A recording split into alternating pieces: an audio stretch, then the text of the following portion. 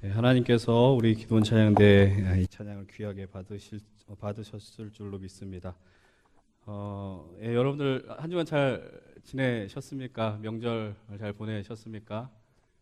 별로 뭐 음식하시거나 이런 분들은 많이 덜 하신 것 같아요. 아무래도 오부 예배 같은 경우는 여러분 명절 후유증 많이 빨리 극복하시고, 뭐 직장인들도 명절 후유증이 있지 않습니까? 뭐 길게 쉬었다가 다시 출근하려면 힘들고, 여러분들 그런 것들을 잘 이렇게 극복할 수 있었으면 좋겠어요.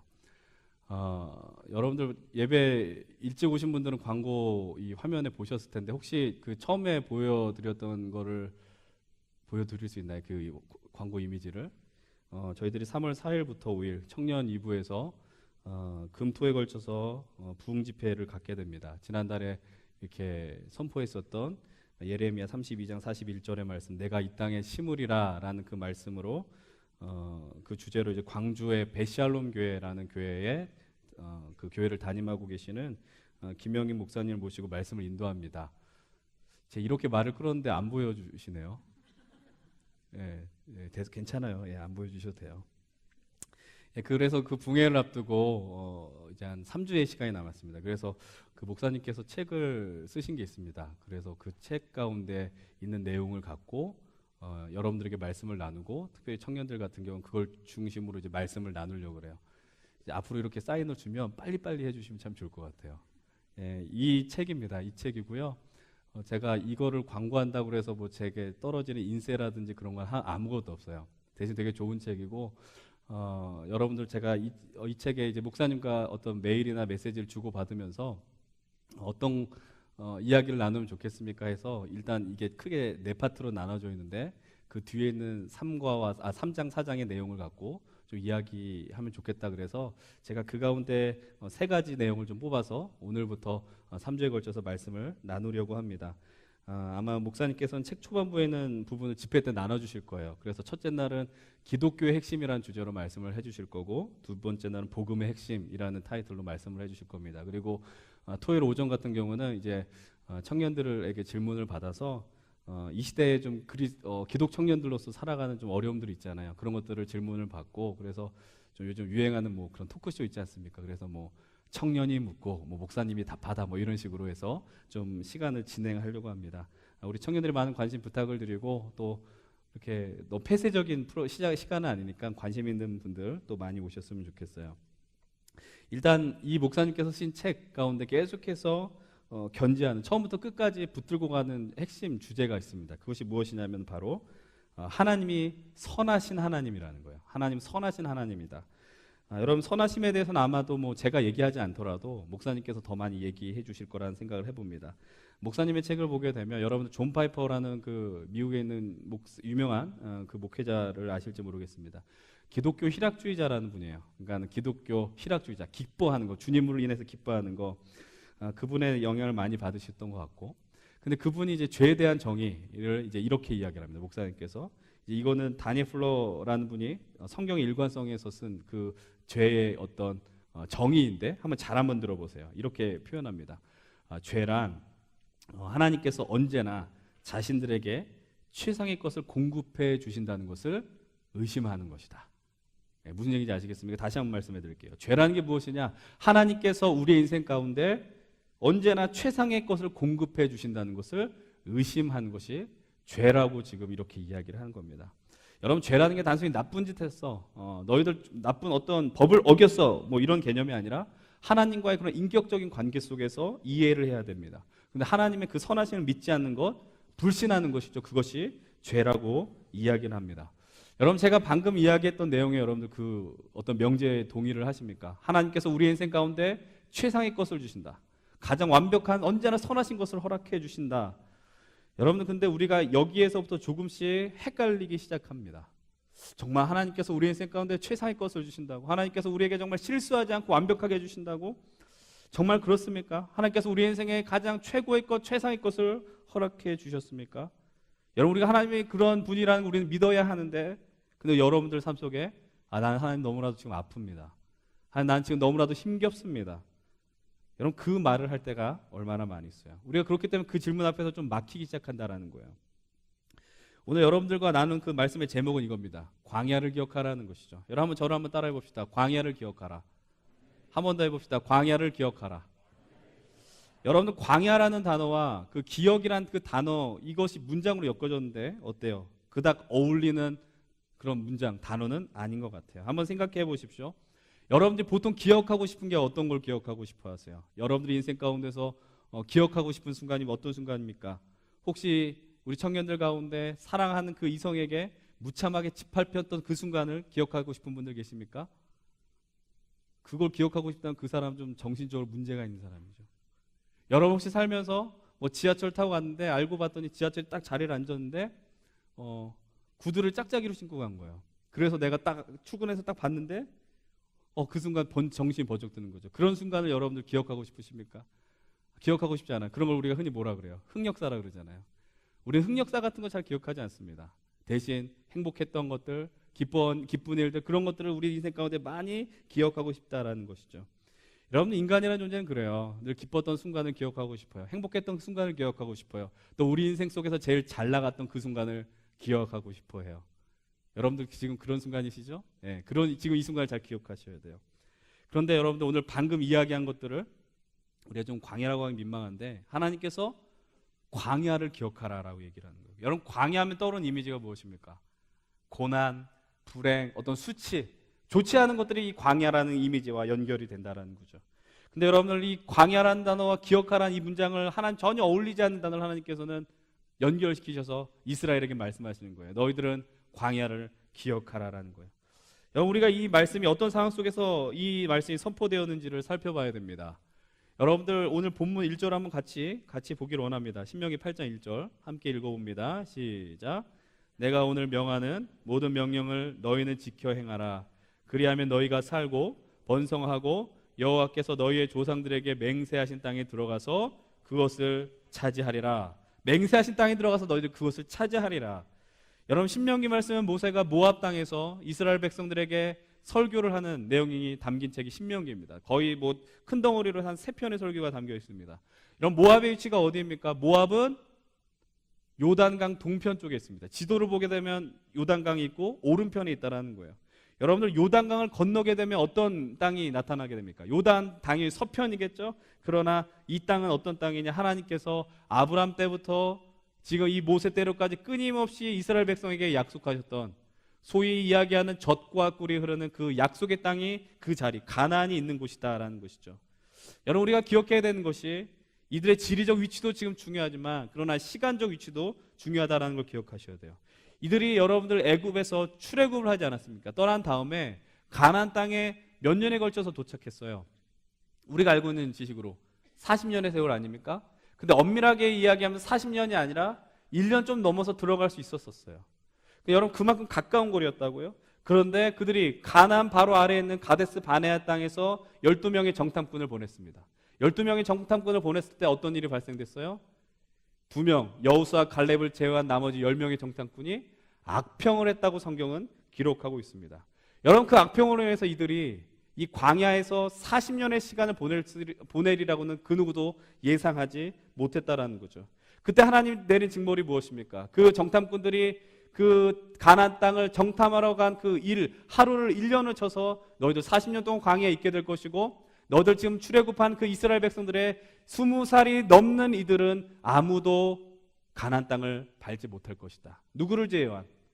여호수아와 갈렙을 제외한 그 이외의 모든 20살이 넘은 사람들은 가나안 땅에 들어가지 못할 것이다 라는 거죠. 여러분, 한번 그럼 생각해 봅시다. 지금 이 시기는요, 광야 초반부가 아닙니다. 이제 가나안 땅이 눈앞에 있었어요. 이제 광야 40년의 시간의 막바지에 놓였다라는 것입니다. 그렇다면 이 모세의 설교를 듣는 사람들이 누구겠어요?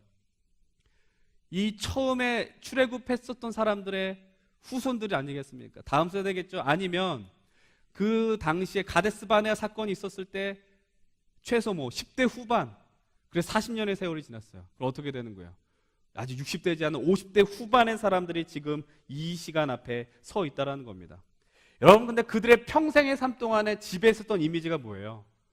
광야예요. 그들이 삶 속에서 정말 찬란하게 살아야 했던 그 자리가 광야였다라는 겁니다. 그런 그들을 향해서 하나님이 말씀하시는 거예요. 2절의 말씀 함께 읽어봅니다. 함께 한 목소리로 읽겠습니다. 시작. 내 하나님 여호와께서 이 40년 동안에 내게 광야길을 걷게 하신 것을 기억하라. 이는 너를 낮추시며 너를 시험하사 내 마음이 어떠한지 그 명령을 지키는지 지키지 않는지 알려 하심이라. 하나님께서 그들을 향하여서 정말 쉽지 않았던 그 광야의 시간, 그 잊어버리고 싶었고 대신 그 젖과 꿀이 흐르는 그 땅 앞에서 광야를 기억하라고 말씀하십니다. 여러분, 우리가 생각해 보세요. 여러분 눈앞에 어떤 성공이 있어요. 성공이. 그럼 여러분, 우리가 흔히 어떤 이야기를 합니까? 야, 너 지금까지 고생했던 거 다 잊어버려. 이제 눈앞에 있는 성공만을 바라봐. 이렇게 이야기하지 않겠습니까? 하나님께서 야, 내가 너희들에게 약속한 그 땅이 너희들 눈앞에 있으니 너희들 그 자리에 들어가서 복을 마음껏 누려라라고 지금 이야기하시는 것이 아니에요. 그들을 향해서 오히려 과거를 기억하라라고 말씀하고 계십니다. 여러분도 한번 생각해 보십시다. 한번 질문을 해보세요. 왜 하나님께서 그들로 하여금 광야라는, 우리 상식선에서 생각해 보세요. 떠올리고 싶지 않은 그 과거를 왜 기억하라고 말씀하셨을까요? 여러분, 우리가 살아가는 삶의 자리에서요, 아픔이나 고난을 당할 때 제일 많이 드는 조언이 뭡니까?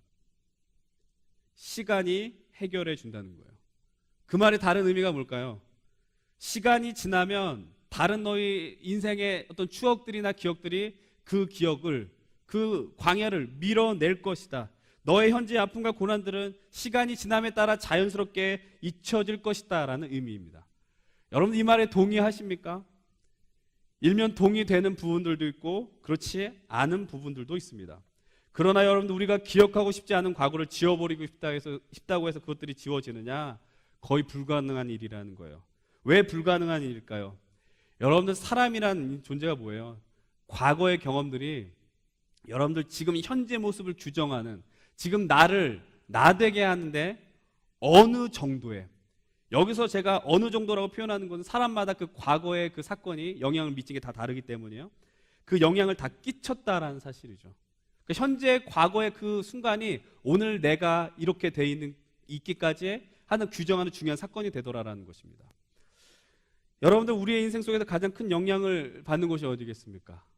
이거는 부인할 수 없어요. 당연히 가정일 겁니다.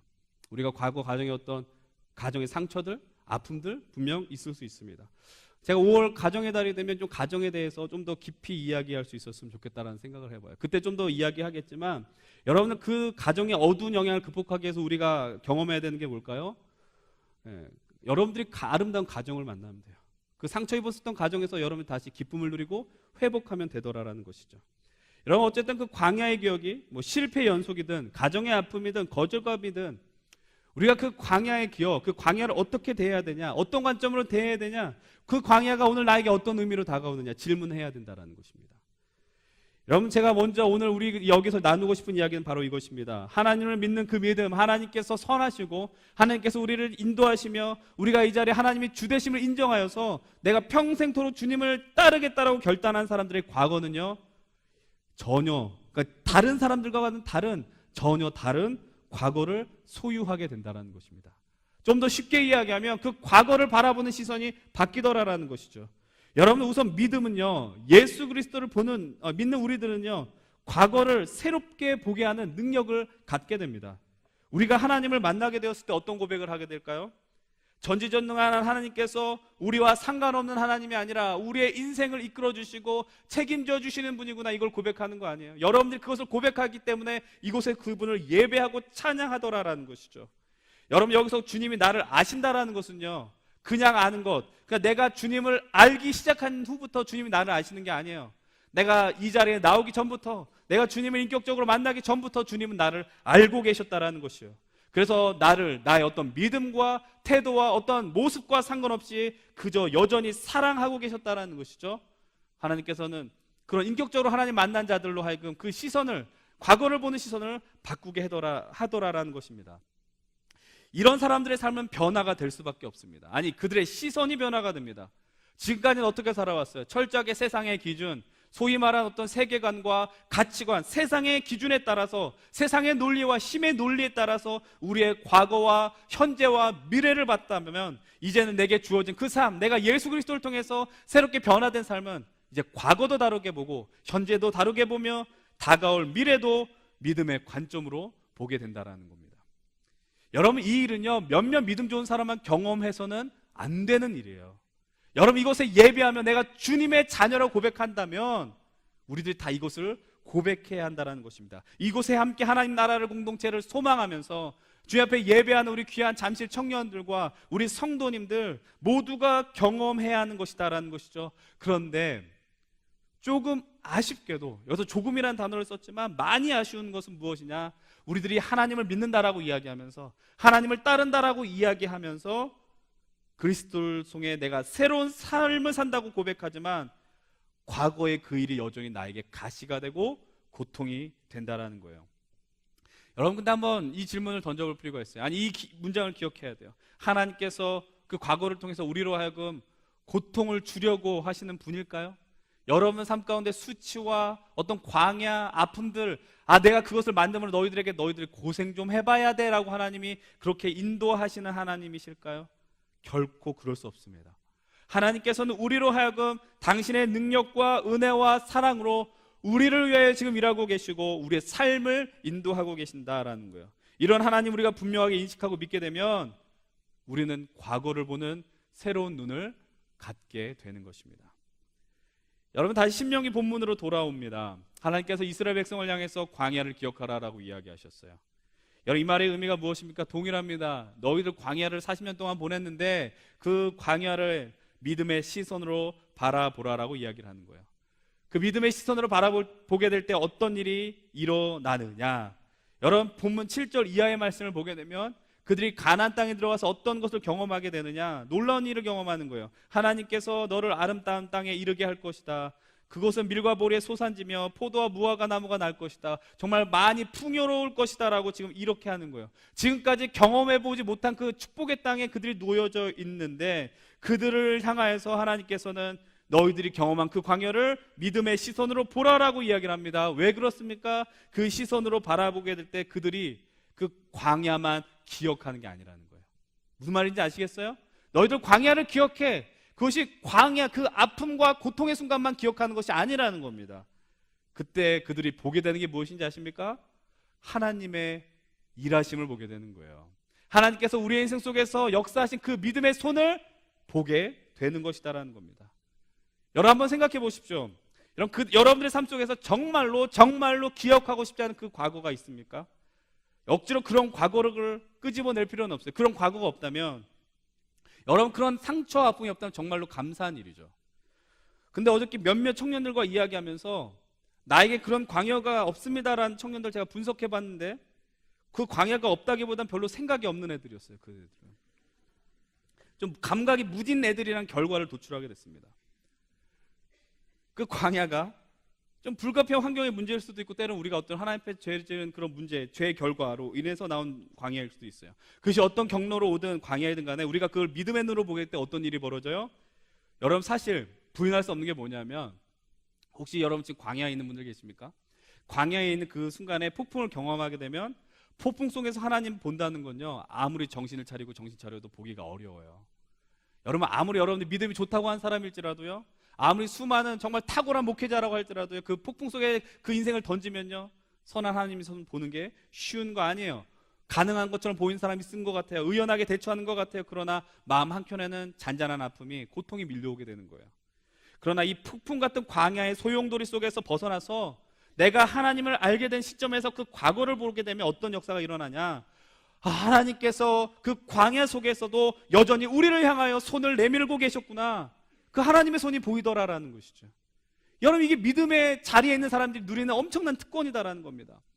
혹시 여러분들이 여전히 이 예배 자리에 있으면서 하나님 그때 나를 버렸어, 하나님 나를 외면했어, 이렇게 하는 분들이 계십니까? 그런 분들에게 정말로 죄송하지만 감히 제가 부탁을 드리는 것은 여러분들 그 하나님의 선한 손을 보기 위해서 끊임없는 시도와 씨름을 감당하시길 부탁을 드립니다. 그 씨름이 뭔지 아세요? 여러분들 모래 위에 발자국이라는 시를 여러분들 아십니까? 한 무명의 시인의 그 시인데 어느 해변가를 한 사람이 예수님과 함께 걸어가고 있지 않았습니까? 예수님과 함께 걸어가면서 기분 좋게 가고 있었는데 어느 날 그 사람이 문득 뒤를 바라본 거예요. 뒤를 바라보는데 어느 순간 발자국이 하나만 남는 것을 보게 되지 않습니까? 생각해보니까 그 발자국이 하나가 있었을 때가 언제예요? 내가 가장 힘들고 어렵고 고난 가운데 있었을 때, 그때 그가 그렇게 외치는 거예요. 하나님, 내가 그렇게 힘겨워했을 그때에 하나님께서 어디에 계셨습니까?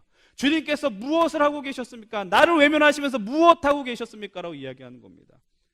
여러분 질문 던지는 게 나쁜 게 아닙니다. 여러분 이 믿음의 여정을 가면서 늘 주님 앞에서 질문 던지셔야 돼요. 하나님, 내가 주님 앞에 어떤 존재입니까? 하나님, 지금 어디 계십니까? 나에게 지금 무엇을 나타내고 계십니까? 라는 거죠. 여러분 질문을 던져야지 대답해 주시거든요. 그때 어떤 일이 벌어져요? 하나님이 이 대답하시잖아요. 야, 그 하나의 발자국은 너의 것이 아니라 내 발자국이야. 네가 힘들고 고통받았을 때 내가 너를 업고 걸었으니까 그 발자국이 하나만 남았던 거야. 여러분들 그 과거는요, 그냥 묻어버리면 그만이다, 그거 아닙니다. 여러분 그거를 이렇게 정리해버리면, 그렇게 묻어버린다, 그렇게 끝난다라고 정리해버리면 하나님께서 우리 인생에 베푼 놀라운 은혜와 사랑, 그 완전한 선하심을 우리가 풍족하게 누릴 수 없어요. 여러분 참 아이러니하지 않습니까? 그게 참 아픔이었는데 기억하면서 그 은혜를 누린다라는 것이죠. 그렇게 여러분 우리가 과거의 그 자리에서 하나님의 손을 발견하기 위해서 아주 끊임없이 애쓰셔야 된다라는 거예요. 그것을 여러분 경험하지 못하면 여러분 예수님 믿는다고 하고 또 이렇게 예배 자리에 있으면서 늘 이런 고백하는 거예요. 고백이라고 할 수 없어요. 불평불만하는 거예요. 왜 하나님께서 왜 나만 힘들게 해라는 거예요. 왜 하나님 나만, 저 사람 저렇게 탄탄대로 인생인 것 같은데 왜 나만 이렇게 힘들게 하실까라는 거죠. 여러분도 우리가 흔히 생각을 해보면 우리의 환경이 좋으면 믿음 생활 잘할 거다라고 생각합니다. 그렇지 않습니까? 하나님께 여러분들 이런 접근 많이 하죠. 이렇게 우리가 쉽게 남발하는 기도가 뭐예요? 하나님께 드린 외침, 하나님 이 광야를 마무리 짓게 하신다면 내가 영원토록 주님 즐거워하며 살겠습니다. 헌신하며 살겠습니다. 근데 여러분들 우리는 너무나도 잘합니다. 그것이 거짓말이라는 걸 잘 알아요. 여러분 지금까지 얼마나 많은 거짓말을 하셨어요? 하나님 그 광야를 내가 벗어나면 하나님께 더 충성하겠습니다. 여러분 그 거짓말이라는 거 누구보다 더 우리 스스로가 잘 알고 있지 않습니까? 그래서 하나님께서는요, 광야 생활보다 더 좋은 환경으로 들어가는, 그 가나안으로 들어가는 그 백성들을 향해서 광야를 기억하라라고 말씀하고 계십니다. 여러분 그들이 그곳에서 생활하게 됐을 때에 그 환경 속에서 하나님 감사하는 것이 쉽지 않으리라는 것을 하나님은 분명히 알고 계셨다라는 거예요. 여러분 하나님께서 그 광야에 사신 일이 무엇인지 우리가 말씀을 통해서 좀 다시 한번 봅시다. 우리 2절과 3절 다시 한번 읽겠습니다. 한 목소리로 함께 읽어봅니다. 시작.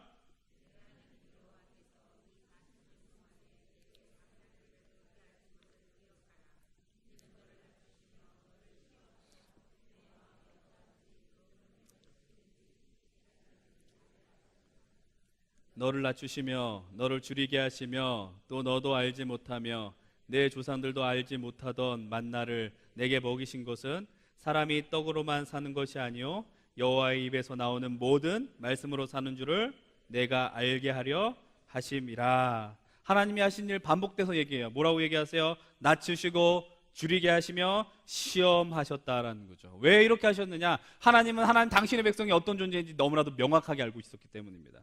성경에서 이스라엘을 묘사하는 아주 좀 독한 표현이 하나 있습니다. 그게 뭔지 아세요? 목이 곧은 백성이라는 거예요. 목이 곧은 백성이라고 이스라엘 향해서 이야기합니다. 아니 근데 그것이 비단 이스라엘에게만 해당되는 말일까? 아니죠. 우리들에게도 해당되는 말씀이죠. 목이 곧다란 말의 의미가 뭡니까? 교만하다라는 거예요. 내가 잘났다라고 생각하는 거예요. 그래서 하나님께서 이 백성을 향해서 훈련시키시죠. 낮추시고 줄이게 하며 또 시험을 줄 때도 있고. 여러분 우리가 믿음을 갖게 되었을 때요, 우리가 믿음의 관점으로 우리의 세상을 보게 될 때 제일 먼저 고백하는 게 뭔지 아세요? 하나님 우리가 죄인입니다. 오늘 우리가 고백했잖아요. 찬양 가운데 주여 우리가 연약합니다. 주여 우리가 넘어집니다. 여러분 주님 앞에 나갈 때 이 고백을 반드시 하셔야 되는 거죠. 이것을 이야기하게 되는 거예요. 우리들이 얼마나 교만하였고 우리가 얼마나 목이 곧은 자였는지 우리가 주님을 만나게 되면 깨닫게 되는 겁니다. 여러분 근데 그 낮아지고 시험당할 때 경험한 것이 무엇이냐? 그들이 기억하게 되는 것이 무엇이냐? 3절로 4절 후반부, 다시 3절 4절 한번 볼까요? 3절부터 다시 한번 보겠습니다. 시작.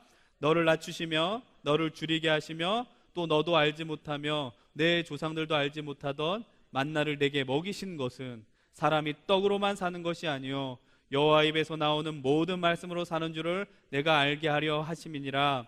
이 40년 동안에 내 의복이 헤어지지 아니하였고 내 발이 부르트지 아니하였느니라. 여러분들, 광야는요 정착해서 살 수 있는 곳이 아니에요. 광야는 농사를 지을 수 있는 곳이 아니에요.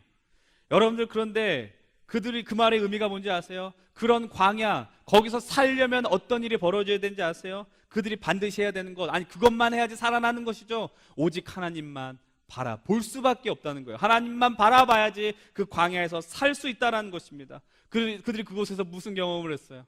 하나님께서 그들에게 매일같이 만나를 부어주셨습니다. 하나님께서 그들로 하여금 날마다 불기둥과 구름기둥으로 그들을 인도하시며 보호해 주셨습니다. 오늘 말씀에서와 같이 40년 동안 의복이 헤어지지 않고 발이 부르트지 않게 하셨습니다. 우리 말 그대로 의와 식과 주를 하나님께서 책임져 주셨다는 것이죠. 그렇다면 여러분들, 이제 광야라는 곳은 어떤 곳이냐? 하나님의 공급을 철저하게 경험하는 곳이 광야가 되는 거예요. 하나님의 선하신 하나님의 우리를 향하신 은혜에 베풀어 주심, 그것을 공급받는 곳이 바로 광야라는 곳입니다. 그들에게 이 40년은 어떤 곳입니까? 하나님의 인도와 보호하심, 그 은혜를 철저하게 경험한 자리입니다. 그렇다면 그들은 잊어서는 안 돼요. 그 광야 40년의 세월을 망각해서는 안 돼요. 결코 잊어서는 안 된다는 겁니다. 그래서 하나님은 더 명확하게 광야를 기억하라고 선포하십니다. 그리고 더 그렇게 해야 되는 이유에 대해서 그 내용에 대해서 17절과 18절을 통해 이야기하시죠. 우리 한번 17절 18절도 한번 같이 읽어봅니다. 17절 18절입니다. 시작. 그러나 내가 마음에 이르기를 내 능력과 내 손의 힘으로 내가 이 재물을 얻었다 할 것이라. 내 하나님 여호와를 기억하라. 그가 내게 재물 얻을 능력을 주셨음이라. 이같이 하심은 내 조상들에게 맹세하신 언약을 오늘과 같이 이루려 하심이니라. 뭐라고 해요?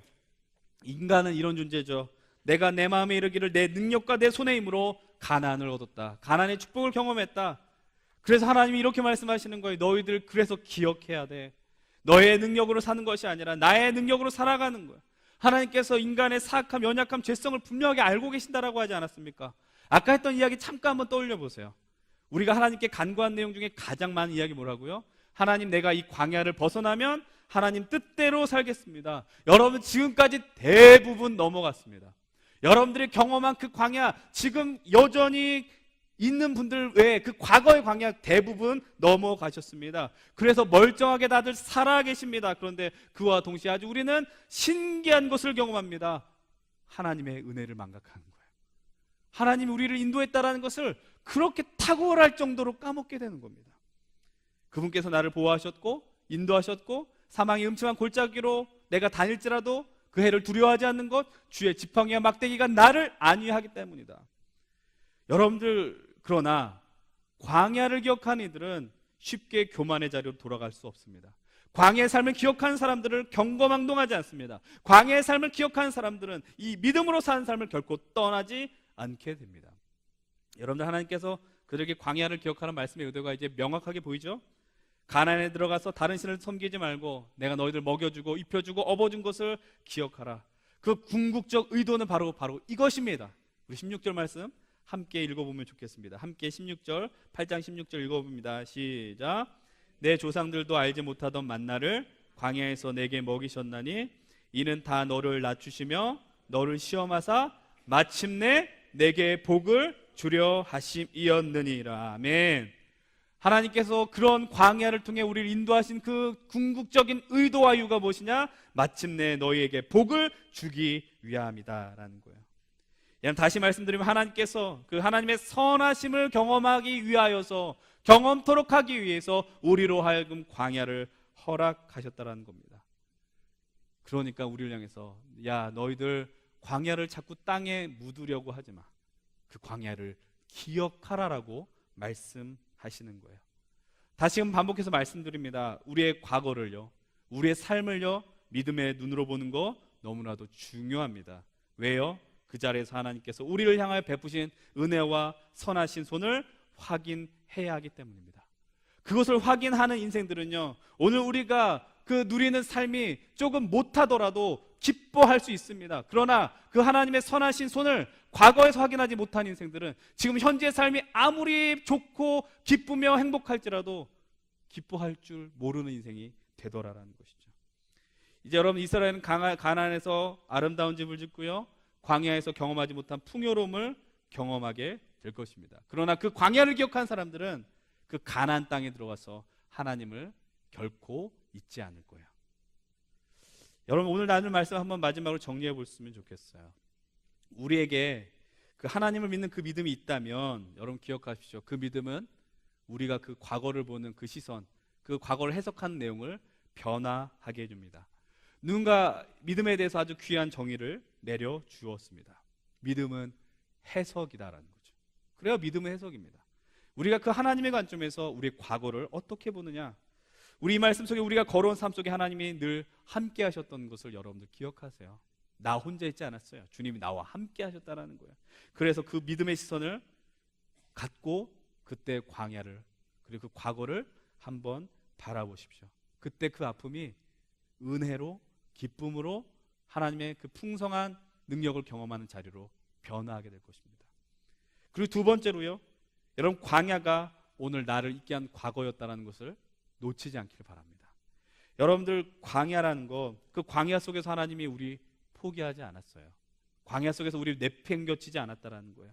여러분 본문 5절의 말씀 한번 보세요. 뭐라고 이야기해요? 너는 사람이 그 아들을 징계함 같이 내 하나님 여호와께서 너를 징계하신 줄 마음에 생각하고.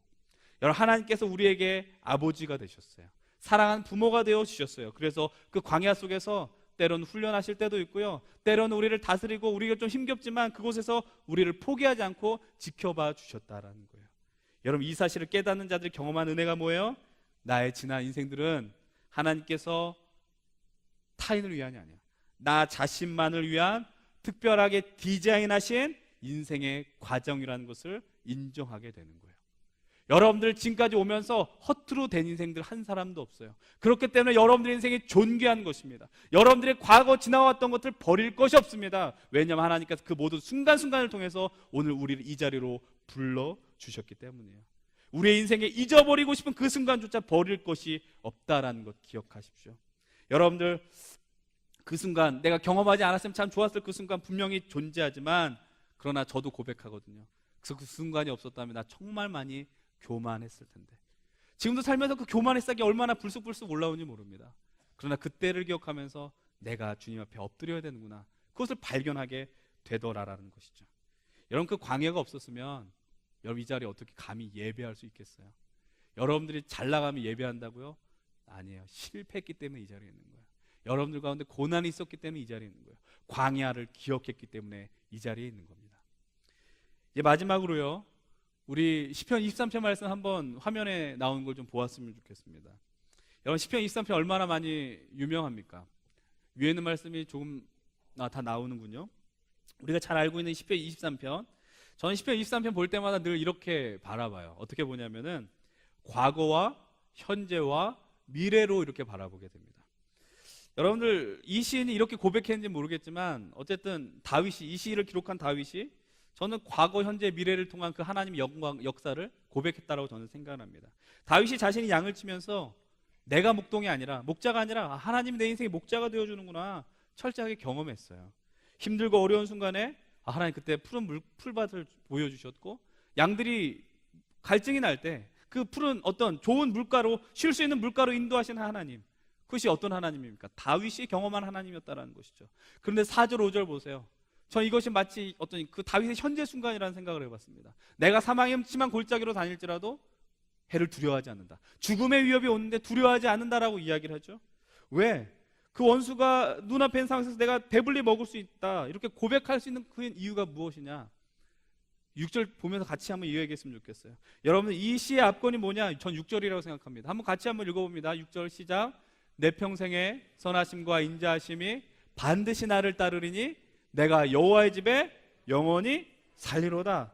여러분 이거는 과거, 현재도 아니고 어떤 순간이에요? 미래예요, 미래. 아직 다가오지 않은 시간이라고요. 여러분들 보세요. 내 평생의 선하심과 인자하심이 적절하게 따르리니, 아니면은 뭐 기분에 따라서 따르느니, 아니죠. 뭐라고 이야기합니까? 반드시 따른다라고 이야기하는 거예요.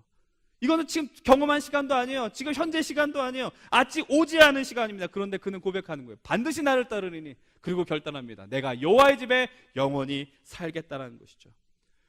여러분, 무엇이 이 다윗으로 하여금 이런 결단과 고백을 하게 했겠습니까? 어떤 그 근거가 이런 고백을 나올 수 있게 했겠습니까? 여러분, 다윗은요 자신의 광야를 기억한 거예요. 자신의 광야 속에서 경험한 거 뭐예요? 항상 함께 하나님 아버지께서 나를 먹여주셨고 입혀주셨고, 무서운 맹수가 있지만 그 맹수의 입으로부터 그 양들을 지켜주셨고, 그러면서 무엇으로 확신하게 되느냐? 하나님이 영원토록 나의 삶을 인도하시고 이끌어주시는 하나님이시다. 그분이 아니고서는 내가 지금 이 자리에 있을 수 없다라고 분명하게 이야기합니다. 여러분은 그 하나님의 선하심을 분명하게 체험한 자만이 누릴 수 있는 축복이 무엇이냐? 바로 이 시편 23편의 고백이라는 것이죠. 과거의 그 아픔이, 그 광야가 버려한 곳으로 여기고 한 구석에 밀어넣어서 내가 잊으려고 했던 분들 계셨습니까? 하나님께서는 여러분들 그 광야 그 순간에서도 우리를 외면치 않으시고 먹이시고 살려주시고 입혀주신 분임을 기억하시기 바랍니다. 그리고 그 순간을 통해 오늘 내가 이 영광스러운 자리에, 오늘 이 예배의 자리에 있게 됨을 고백하시기 부탁드립니다. 여러분도 오늘 혹시 이 자리에서 너무나도 힘겨운 광야를 보내는 분들이 계십니까?